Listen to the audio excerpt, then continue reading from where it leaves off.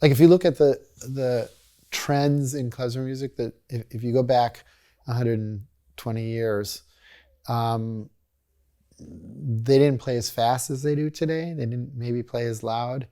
There are different inflections. There are pieces that are so slow that you would never hear today in that tempo. And there are ornaments and things that people are using on not in a differentiated way necessarily, but which is not a problem. I mean, I do it too.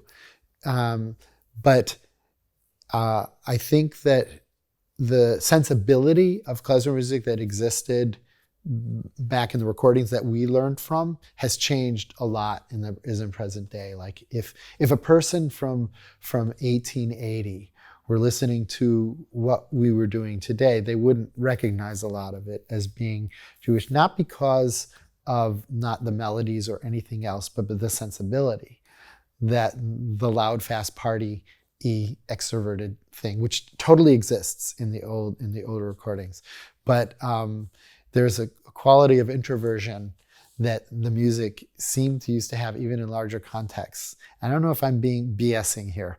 I'm a little bit on shaky ground. It's just a feeling that I have when I listen to those old recordings, that there's an intimacy, even in the larger ensembles, that is sometimes lost in the big party combustible versions that you hear today. So that's a change. I mean, that's like a DNA change in the sensibility of, yeah.